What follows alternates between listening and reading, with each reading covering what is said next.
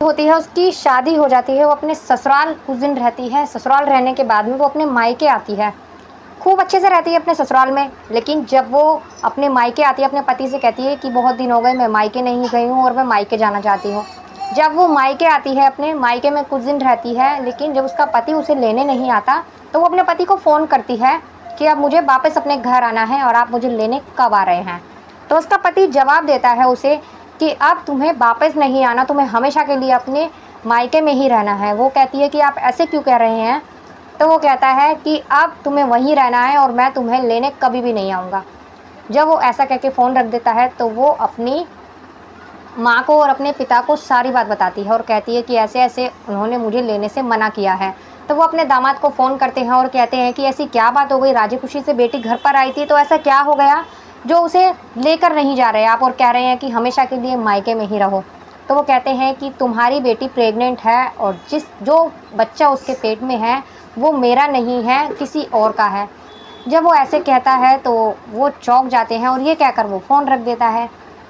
तो दोस्तों बने रहिए वीडियो में, वीडियो बहुत ही इंटरेस्टिंग होने वाली है। और आपको वीडियो अच्छी लगे तो प्लीज़ वीडियो को लाइक ज़रूर कर देना और चैनल पर नए हैं तो चैनल को भी सब्सक्राइब कर देना। मैं गीता गुप्ता, स्वागत है आप लोगों का मेरी आज की एक नई कहानी में। जय माता दी।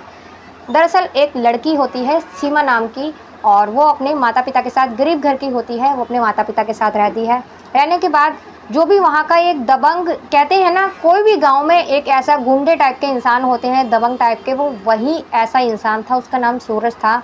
वो उस लड़की को अकेली देखकर, सीमा को, महज 22-23 साल की वो लड़की थी, उसको अकेला देखकर एक दिन उसके साथ ज़बरदस्ती कर उसका रेप कर चला जाता है वहाँ से। अब जब चला जाता है तो वो लड़की सारी बात अपने माँ बाप को बताती है। अब जब वो अपने माँ बाप को सारी बात बताती है तो उसके माँ बाप अपनी बेटी को लेकर पुलिस स्टेशन जाने लगते हैं। लेकिन जब ये बात सूरज को पता चलती है तो वो उसके घर आता है। घर आने के बाद में उसके माँ बाप से बोलता है कि कंप्लेंट करवाने की ज़रूरत नहीं है, अगर तुम लोगों ने कंप्लेंट करवाई मैं तुम्हारे पूरे घर को जान से मार डालूँगा, और अगर तुम लोग चाहते हो कि ऐसा ना हो तो चिंता मत करो, मैं आपकी बेटी से शादी कर लूँगा। जब वो ऐसे कहता है तो उसके माँ बाप शांत हो जाते हैं। गरीब घर के लोग वैसे भी अपनी इज्जत छुपाने के लिए ज़्यादातर ऐसे ही करते हैं और वो ऐसा ही करते हैं, शांत हो जाते हैं और वो फिर शादी की तैयारी वगैरह करने लगता है धीरे धीरे। लेकिन वो बात को टालता रहता है।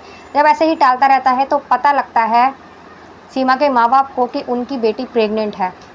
जब उन्हें पता लगता है तो वो फिर उसको बोलते हैं, सूरज को बोलते हैं कि तुम्हारा बच्चा हमारी बेटी के पेट में पल रहा है, अब तुम्हें शादी जल्दी कर लेनी चाहिए। लेकिन उनकी ये बात सुनकर वो कहता है कि अब मैं तुम्हारी बेटी से शादी नहीं करूँगा क्योंकि तुम्हारी बेटी प्रेग्नेंट है। क्योंकि वो बच्चा उसी का ही था, फिर भी उसने उससे शादी की मना कर दिया था। अब उसके माँ बाप को टेंशन हो जाती है कि हमारी बेटी का क्या होगा, ज़िंदगी ख़राब हो जाएगी। और वो ये भी कहता है कि अगर अब तुम लोगों ने पुलिस में जाकर कंप्लेंट करने की कोशिश की तो मैं सच में ऐसा ही करूँगा जो कि मैंने पहले नहीं किया था, लेकिन अब मैं तुम्हारे पूरे घर को मार डालूँगा। वो बेचारे कुछ नहीं करते और सीधा अपनी बेटी के लिए दूसरा लड़का देखना शुरू कर देते हैं। कुछ ही दिन ढूंढने के बाद में उन्हें वो लड़का मिल जाता है अपनी बेटी के लिए और अपनी बेटी की शादी कर देते हैं। शादी करने के बाद में वो अपने ससुराल चली जाती है और राजी खुशी वहाँ रहती है कुछ दिन रहने के बाद में वो अपने पति से कहती है कि मुझे मायके जाना है और वो मायके आ जाती है। मायके आने के बाद में जब वो वापस जाने के लिए अपने पति को फ़ोन करती है तो उसका पति बोलता है कि मुझे तुम्हें नहीं लेके आना। तो उसके माँ बाप को बोलता है कि तुम्हारी बेटी के पेट में जो बच्चा है मैं किसी और का है, इसलिए मैं उसे नहीं ले जाना चाहता। दरअसल जब वो मायके आती है तो वो जो सूरज होता है, जब उसे पता लगता है कि उसकी शादी हो गई है तो वो उसके घर आता है कि वो शादी होने के बाद अपने घर आई हुई है। और आने के बाद में उससे कहता है कि मैं तुम्हारे साथ वही करूँगा जो मैंने पहले किया था, लेकिन इस बार तुम्हारी राजी से करूँगा और तुम मना मत करना, राजी खुशी से करवा लो तो अच्छा रहेगा, नहीं तो मैं तुम्हारे पति को तुम्हारे बारे में सब कुछ बता दूँगा कि तुम्हारे पेट में जो बच्चा है वो मेरा है। तो वो उसकी बातों से नहीं डरती बल्कि उसको धमकी देकर वहाँ से निकाल देती है, भगा देती है उसे वहाँ से धक्का देकर। अब सूरज ऐसा ही करता है, उसके पति को उसके बारे में बता देता है कि तुम्हारी पत्नी के पेट में जो बच्चा है वो मेरा है और मैंने उसके साथ पहले संबंध बनाए तो उसका मेरे साथ चक्कर चल रहा था। जब वो ऐसे बोल देता है तो उसका पति जो होता है वो मना कर देता है फ़ोन कर कि मैं तुम्हें नहीं लेके जाऊँगा शादी अपने साथ। जब ऐसा होता है अब उसके माँ बाप के पास कोई चारा नहीं बचता।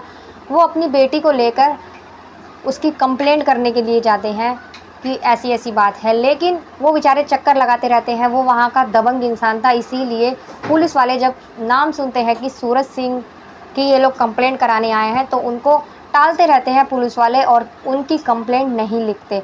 जब वो आगे जाके बहुत जिद करते हैं और जगह जगह चक्कर लगाते हैं तो उनकी कंप्लेंट तो लिखी जाती है, लेकिन पुलिस वाले यही कहते हैं कि तुम्हारी बेटी की शादी हो चुकी है और वो प्रेग्नेंट है, ये क्या सबूत है कि ये बच्चा उसके पति का है या वाकई सूरज का है।